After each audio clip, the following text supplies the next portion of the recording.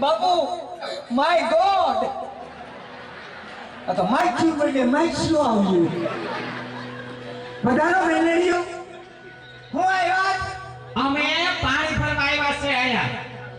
અમારા મહારાજનો કડક હુકમ છે જો પાણી ભરવા આવ્યા હોય તો તમારી ઘરે નળ નથી આવતા એલા નળ હું નથી આવતા નળ નથી આવતા એ નળ આપ્યા છે, નળમાં પાણી નથી આવતું. વાલ ખોલી તો નોકરી ફ્રૂક ફ્રૂક હવા આવે છે. ઓ માય ગોડ કેમ માય ગોડ? પાણી નથી આવતું સરિયાઈ નોય હવા આવે છે ક્યારેક ક્યારેક આવે છે. શાંતિ રાખો ઈ બંધ થઈ જાહે કેમ બંધ થઈ જશે? તું વાલ બંધ કરી દે છો. હવા ઉદાસ ના સાથે જો પાણી ભરવા આવ્યો હોય તો પાણી ભરીને વયા જાવ દેખરો નહીં કરતા અમારા મહારાજા ગઢમાં આરામ કરે પણ બાપુને ખબર પડવા દેવી નથી. સાનું મન્યું તણે બેનું પાણી ભરીને વહી જવાના છે અમે. એમ હા સરસ હો હા પણ આમ ચાલો પાણી ક્યાંથી ભરશું અમે? અવેડામાંથી અવેડામાં થોડુંક કઈ પીવાનું ભરાય કોઈ વાંધો નહીં તો લાઈટ થોડી ડીમ છે એવું છે. હા, હા. તો પાણી અમે છે ને સામેની ડંકી છે ત્યાંથી પડશે પણ ડંકીમાં અવાજ આવે છે. શેનો પીછું પીછું પીછું. ડંકીમાં અવાજ આવે હા કીચડું કીચડું હા બાપુને વાત કરે ઓઈલનું ડબલું મગવી દે તો જલ્દી એમાં તમે ઓઇલ કરાવી નાખો ડંકીમાં. પણ મને થોડી ખબર હતી કે ચોમાસાના હિસાબે ડંકીમાં કાટ લાગી ગયો ડંકી ખોટવાઈ ગઈ તે કીચડું કીચડું અવાજ આવે બહુ ચાચો આવે છે. ઠીક છે વાંધો નહીં તો જા બાપુને પૂછ્યા જા હું ત્યાં બેનો આવી છે રાસ રમવાની છે પાણી ભરતા ભરતા. રાસ રમવાનું છે હા તે રમો નહીં મારા બાપ નું જાય એવું નહીં પણ બાપુને પૂછીને તો અહીંયા રમવા દેશે બાપુ અમને રાસ? એટલે અમારે અહીંયા ગરબા રમવા છે. એમ તમને આવડે છે પહેલા? હા કેમ? મૂળ ભાંગીને પણ તમને શું થયું એમ કહું છું. કોઈ વાંધો નહીં બેન અડો માં કેમ? પૂછતો મહારાજાને ના પૂછ્યા ચાલો. મહારાજાને ઘણી ખમા બાપુને ભૂંગળો આપો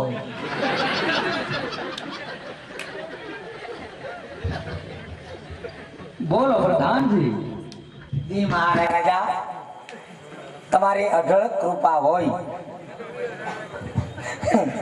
તો મોકો મળ્યો બે રાતના ઘુમરા મારી લઉં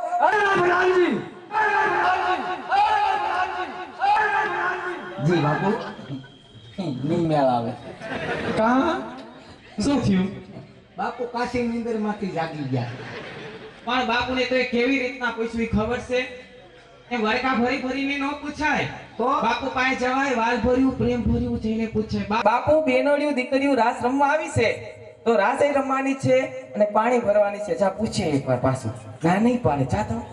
એમ હા પ્રેમથી હો. બાપુ મેરી દીકરી મોકો રાજમાં તો પ્રધાનજી હા એમને રાજ્ય રાસ રમેલો જો તમારી રીતે ઘુમરા માર્યા કરો બાપુનો હુકમ છે ના પાડે ના ના આ પાડી ઓ કેમ હો? આ બેન કોણ મને ખબર નથી. કોણ જડી એ હા સારું કહેવાય ક્યાંથી જડી એ નામ જડી છે.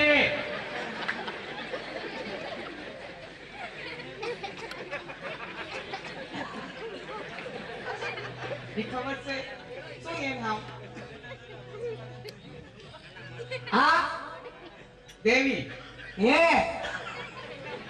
કિચન દેવી એ એનું નામ દેવી છે પણ ઈ બોલતી નથી. કેમ મૂંગી છે. મૂંગી છે હા મૂંગી છે બિચારી. મૂંગી છે અને પાછી બેરી છે. ઓ રામ કા જવો તો ખરા. શું થયું? અફસોસ થાય. પણ શેનો? ભગવાને કેવી કારીગરી કરી. મેમરી કાર્ડ નાખતા ભૂલી ગયા.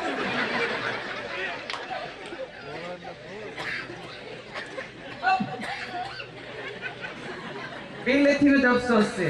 કઈ વાંધો નહીં. પણ તું બોલાવીશ એટલે બોલશી. હે? હા? એલા એમ સીસીસ નો કેને બોલે. તો એ હામે જોઈને બોલાય એટલે બોલશે. આ ઓ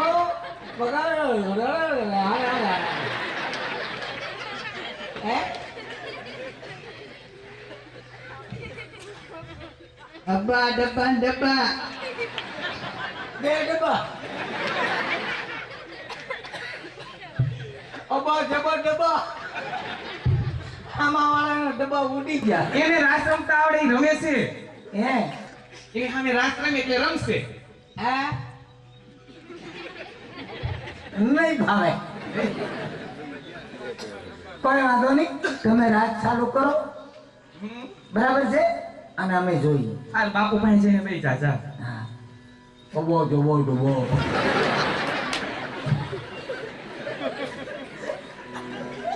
બાપુ આપણા રાજમાં દેવી બેન આવ્યા. હા ભલે આવ્યા.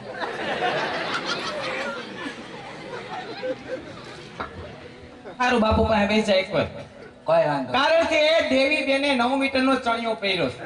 કોઈ વાંધો ના સમજાય. બેસી જાવ એઠા હો પહેલા.